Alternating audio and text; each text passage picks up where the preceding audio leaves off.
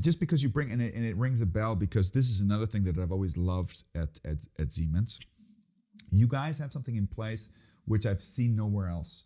I don't know if you still have it in place, but I remember when I was doing work with you guys, all of your projects always had two key players assigned right off the bat, and that was the project leader and the commercial manager. Okay, I always thought that concept was great. Do you guys still have the commercial managers? It goes even further. It goes even much further. But maybe we should say, what was the purpose of the commercial manager for those of you who are asking? Well, first of all, let's put it this way. We at Siemens have had for as long as I can think, a so-called 4 eyes principle. So there's always a technical and the commercial person leading an organization. And we did the same for the project. So in the projects, you have the CEO and the CFO. And they work together. They work together in the leadership. They have, of course, split responsibilities, but a common... So you're saying the project manager is like the CEO and the commercial manager is like the CFO? Yes. So that's exactly how I always saw it. They were because I also one of the things I've always heard from certain project managers, if they have a very strong technical background, they can't be experts at everything. They're sometimes a little bit intimidated by the whole vocabulary and process that's attached to the financial aspect. So what the CFO or the commercial manager of a project kind of is kind of the internal consultant or the support system to calculate the business case, not only for Siemens, but also for the client, right?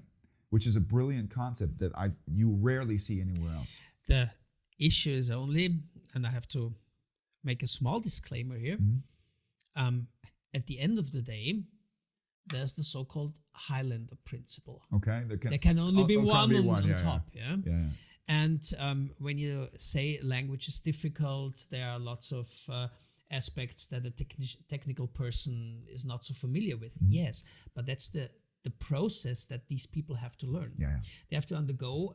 They can't pass it off on the commercial manager. So when we do our certification and the question comes up, who in your project is responsible for, and now you can name it, for the figures, for the commercial figures, for EHS, for the contract.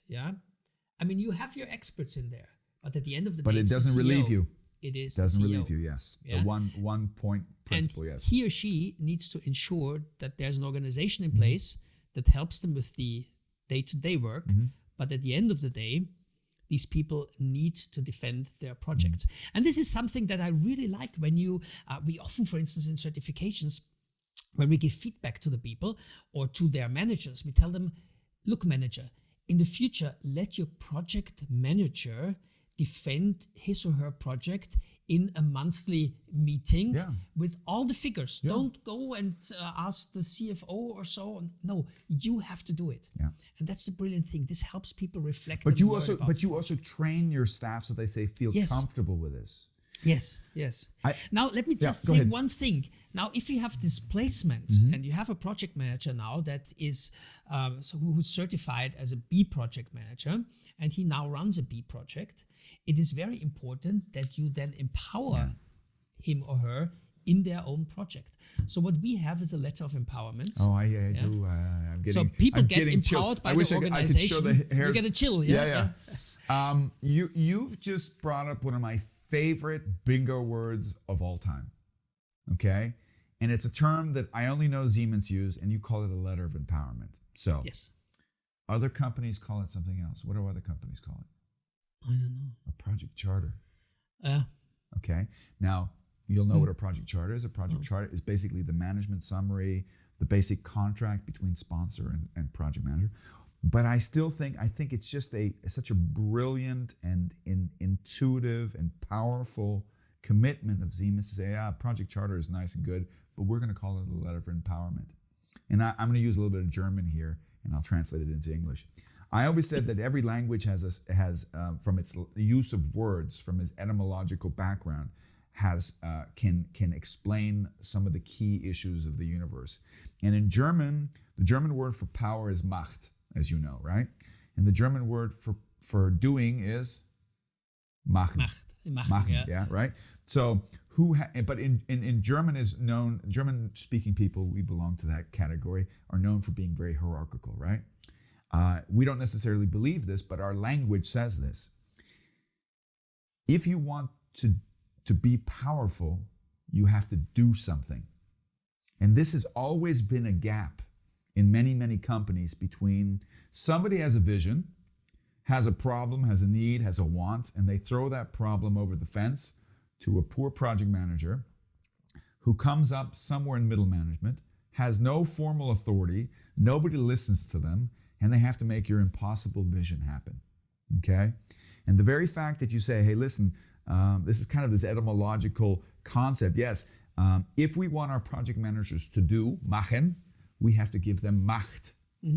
And although it's an English word, I definitely sense the Germanness behind it, which I think is absolutely, absolutely brilliant. And you get a second thing here. So the letter of empowerment is actually rather a short letter that tells you are the project manager, you have all rights and duties, and you can show this letter to your customer. Yeah. Because then the customer also likes to have one person in place who is responsible for it. And then comes the target agreement, where you then set down the rules of the game, so to speak. And both of them are signed between the project manager and his sponsor in the organization. So both of those would be the equivalent of a project charter. Yes. You might have some requirements and scope statements in there as well. Okay, good. So, and if that all works, Oh, now we're getting to the hot topic. At some point, you then say, well, if I'm a project manager for a project, we're going to get ourselves in trouble with this next topic. I'm sure I do. Not with Siemens, but other companies. Then I need to earn differently than when I'm project manager of a small project. It's also the income. And then comes the incentive, because if I know what my targets are, I can be incentivized according to these targets. Do you mind if I do an intro to the topic? Of course. I think it's always good when we're talking about this thing to give like an example. I have a lot of clients. I'm thinking one in particular, one of my favorite clients that I haven't been doing so much work for lately, but I still have them in fond memory. They also are a national company, a regional company that has a couple national representatives, so they're multinational. And one of the big issues that they have with their project managers are all full-time line managers. So they were hired with a responsibility that is at home in the line order. It's a full-time job. So 40 hours is wishful thinking, right? They get paid fairly well for the for their line job. But then through some transition of responsibility, now they're asked to do a project as well. But they're not relieved of their line position, okay?